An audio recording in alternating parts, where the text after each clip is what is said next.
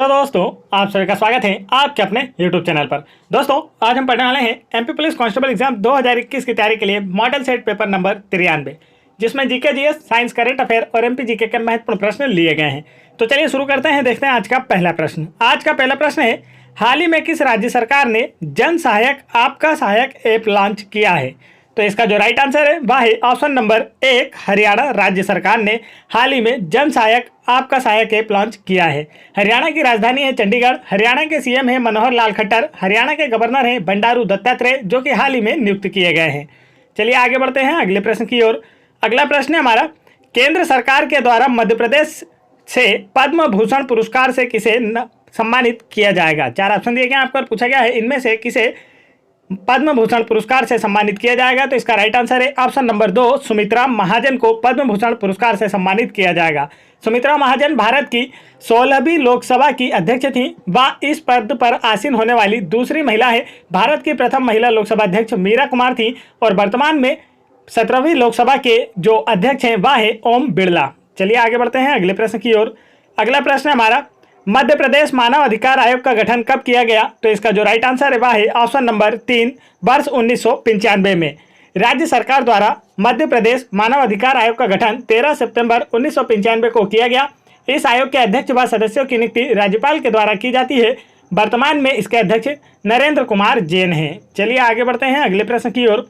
अगला प्रश्न हमारा, 1916 का लखनऊ समझौता किसके बीच हुआ था? तो इसका जो राइट आंसर है वह है ऑप्शन नंबर 3, भारतीय राष्ट्रीय कांग्रेस और ऑल इंडिया मुस्लिम लीग के बीच। 1916 में लखनऊ में आयोजित इस अधिवेशन में कांग्रेस एवं मुस्लिम लीग के बीच समझौता हुआ था। कांग्रेस में फूट 1907 में सूरत अधिवेशन में पड़ी थी। चलिए आगे बढ़ते हैं अगले प्रश्न की ओर। अगला प्रश्न हमारा, इनमें से कौन नर्मदा बचाओ आंदोलन से संबंधित एक सामाजिक कार्यकर्ता है? तो इसका जो राइट आंसर है वह है ऑप्शन नंबर 1, मेधा पाटेकर। मेधा पाटेकर एक सामाजिक कार्यकर्ता हैं जो नर्मदा व इसकी सहायक नदियों पर बनाए जा रहे बांधों के खिलाफ आंदोलन करने के लिए जानी जाती है। यह नर्मदा बचाओ आंदोलन से संबंधित है। आगे बढ़ते हैं दोस्तों अगले प्रश्न की ओर। अगला प्रश्न हमारा, विश्व जल दिवस कब मनाया जाता है? तो इसका राइट आंसर है ऑप्शन नंबर 3, 22 मार्च को। प्रत्येक वर्ष विश्व जल दिवस 22 मार्च को मनाया जाता है। 2021 में इसकी थीम वैल्यूइंग वाटर थी। इसका उद्देश्य लोगों को पानी का महत्व समझाना है। चलिए आगे बढ़ते हैं अगले प्रश्न की ओर।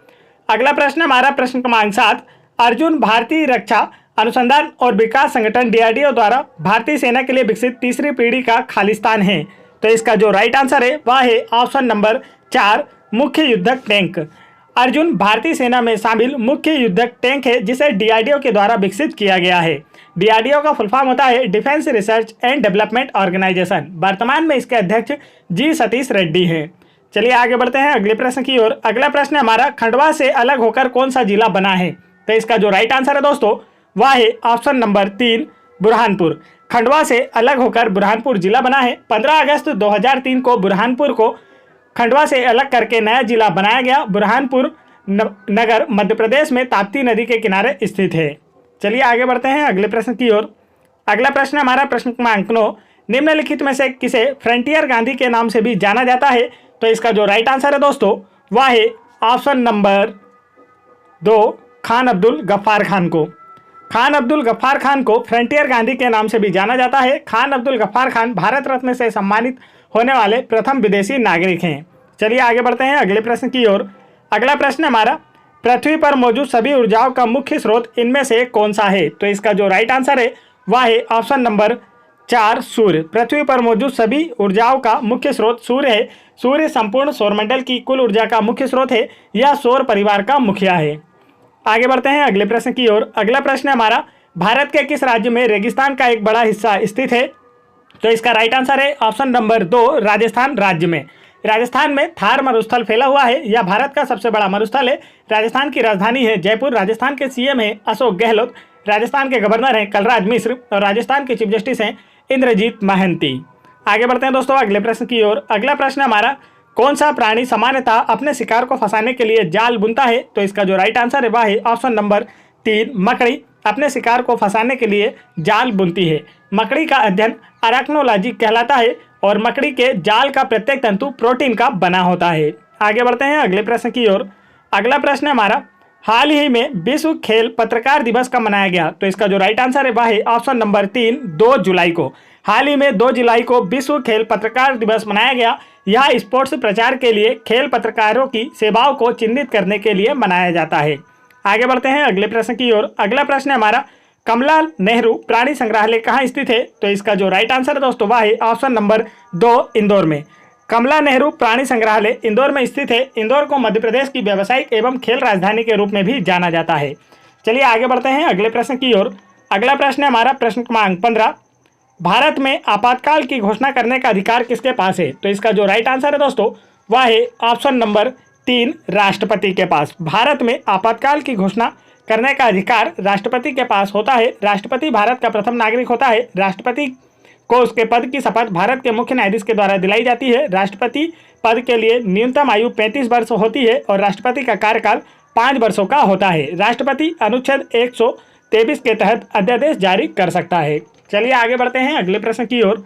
अगला प्रश्न है हमारा प्रश्न क्रमांक 16, साकर को अन्य किस नाम से भी जाना जाता है? तो इसका जो राइट आंसर है दोस्तों वह है ऑप्शन नंबर 3 फुटबॉल। साकर को फुटबॉल के नाम से भी जाना जाता है। फुटबॉल में खिलाड़ियों की जो संख्या होती है एक पक्ष में वह 11 होती है। वर्तमान में भारतीय फुटबॉल टीम के कप्तान सुनील छेत्री हैं। चलिए आगे बढ़ते हैं अगले प्रश्न की ओर। अगला प्रश्न हमारा, नारायण कार्तिकेयन किस खेल से संबंधित है? तो इसका जो राइट आंसर है दोस्तों वह है ऑप्शन नंबर 1 ऑटो रेसिंग से। नारायण कार्तिकेयन ऑटो रेसिंग से संबंधित है। नारायण कार्तिकेयन का जन्म तमिलनाडु राज्य में हुआ था। आगे बढ़ते हैं अगले प्रश्न की ओर। अगला प्रश्न है हमारा, भारतीय वन प्रबंधन संस्थान कहाँ स्थित है? तो इसका जो राइट आंसर है वह है ऑप्शन नंबर 4 भोपाल में। भारतीय वन प्रबंधन संस्थान भोपाल में स्थित है। इसकी स्थापना वर्ष 1982 में भोपाल में हुई थी और वर्तमान में इसके निदेशक डॉक्टर पंकज श्रीवास्तव हैं। चलिए आगे बढ़ते हैं अगले प्रश्न की ओर। अगला प्रश्न है हमारा, संतोष ट्रॉफी निम्नलिखित में से किस खेल से संबंधित है? तो इसका राइट आंसर है ऑप्शन नंबर 2 फुटबॉल से।